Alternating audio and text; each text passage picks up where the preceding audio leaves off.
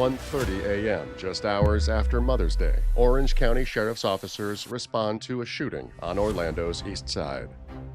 When officers arrive at the scene, they're greeted with chaos. Oh, Jesus.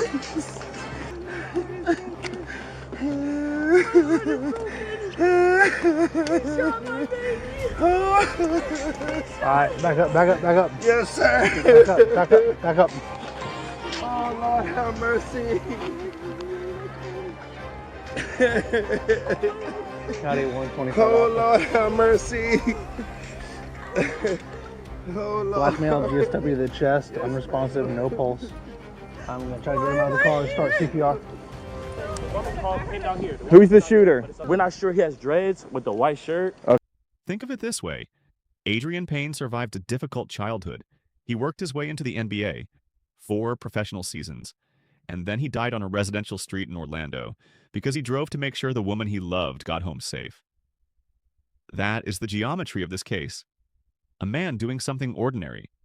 A gun already in motion before he ever understood the danger. Before we go any deeper into what the evidence actually shows, make sure you're subscribed to Audit the System. Because we don't just cover the story, we follow the evidence. Here is what the record establishes. On the night of May 9th, 2022, Lawrence Doherty and his girlfriend Tatiana Mesa had an argument at a family gathering. It escalated. Lawrence left. Tatiana stayed behind and texted her best friend Tara Walker and asked her to come to the house. Tara called her boyfriend Adrien Payne while she was already on her way. She told him not to come. He came anyway. He came for her. So I was on the phone with my boyfriend, which is Adrien, and he was on his way to my house, and I told him, I gotta stop by Todd, something's going on. She asked me to come. Usually it's an emergency, it's just late at night. And he was like, well, I'll get off the highway and meet you there, I'm almost there. And I'm like, no, babe, just go home and be with the kids. Let me just go see what's going on. And Lawrence is hot-headed, and I don't want him to feel like, you know, you're there for something.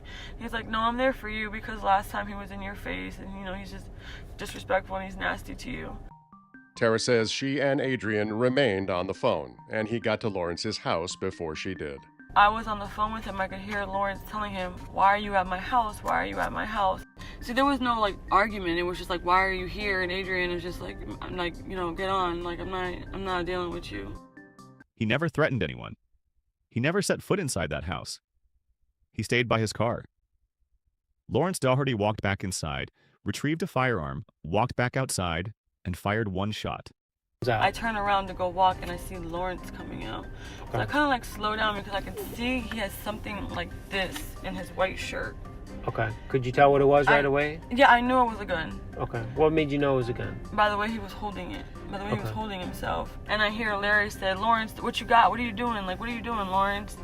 And then Lawrence pulls his gun out.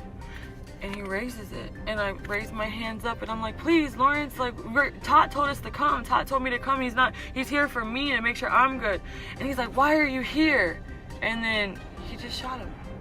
And then I like turn back around, and I seen Adrien grab his chest and like lean over to the passenger side, and then come back to the driver's side. And I'm watching as Lawrence just kind of like, just pushes his hair back, and then just turns around and just gradually walks into the house like nothing ever happened. 1. Adrien Payne grabbed his chest and leaned over in his seat. According to Tara Walker's sworn trial testimony, Lawrence then pushed his hair back and walked calmly into the house. Like nothing ever happened. He came for her. Lawrence's initial defense rested on a single claim, that Adrien had a gun, that he saw something silver, that Adrien threatened to, quote, smoke him. But here's where the record becomes a problem for that version of events. No firearm was recovered from Adrien's person. No firearm was recovered from his car. Lawrence's own father, an eyewitness standing feet away, told detectives under questioning that he never saw Adrien pull out a gun. Never saw his hands come up as if he was holding one. Did you ever see him pull out a gun? No. Did his hands come up like he was holding a gun? Not that I'm aware of. There was no gun found on Adrien at the scene, so police perform a thorough search of his car.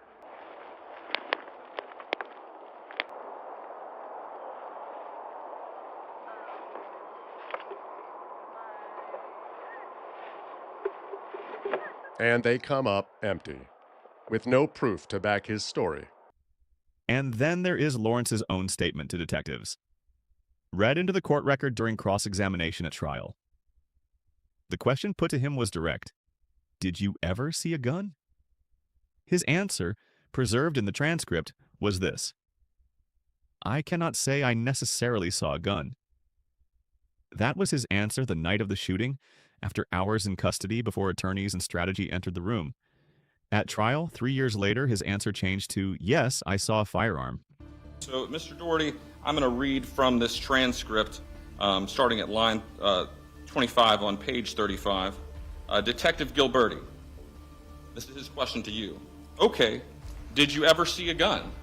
Mr. Doherty, I cannot say I necessarily saw a gun, but if you're giving me this gesture, I've taken concealed weapons classes. I've taken defense classes before. If somebody approaches me like this, and that's your answer. So you cannot definitively say and honestly say to this jury, Objection, Your Honor. Objection, Your Honor. Argumentative. Sustained. you cannot say definitively that you saw a gun, can you? Objection, Your Honor. Same objection. Argumentative. Sustained. I had been waiting and sitting in the back of a police car for 7-8 hours. I was in the interview room for 6-7 hours. I hadn't slept. I was beyond tired, and my recollection of what happened could have been maybe, I don't. Okay, so you didn't say it then, but you're saying it now, right? He came for her, and the story changed when it needed to. Here's the question that reframes everything. If Lawrence Doherty genuinely feared for his life, had time to walk inside his house, retrieve a weapon, walk back outside, and engage in a prolonged verbal exchange with a man who never moved toward him, never followed him, never crossed onto his property, at what point did he have time to call 911? The prosecution asked him exactly that. His answer was that he didn't think it was necessary. And so you went in, you would have had time at that point to call 911 if you deemed it necessary? Correct. But you didn't do that, did you? Did you? I didn't think it was necessary at that moment. Okay. What you deemed was necessary was to get your firearm, to go outside, and to kill it, right? No. But that's what you did.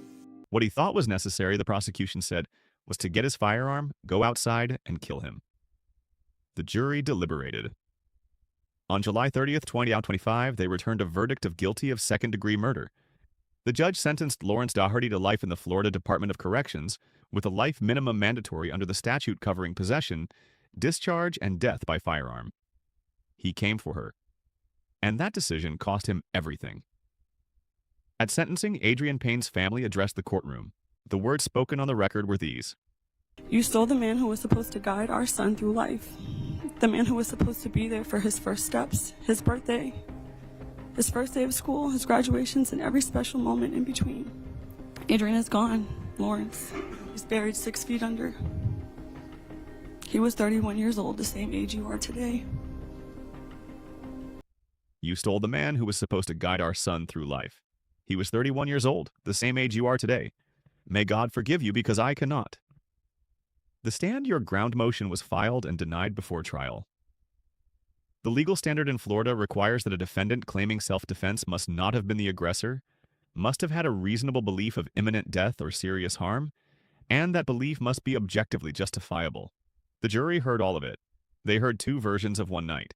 They chose the version backed by the physical evidence, the eyewitness testimony, and Lawrence's own words to detectives. The case record for State of Florida versus Lawrence Doherty, case number 2022 CF52CMO, is a matter of public record through the Orange County Clerk of Courts. The trial transcript, the detective interview transcript, and the sentencing record are all accessible.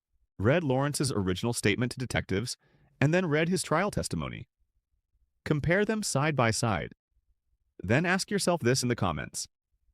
At what point did the story become self-defense, and at what point did it become something else entirely? If this breakdown gave you something to think about, like this video, share it with someone who follows cases like this, and subscribe to Audit the System with notifications on. We will keep following the evidence wherever it leads.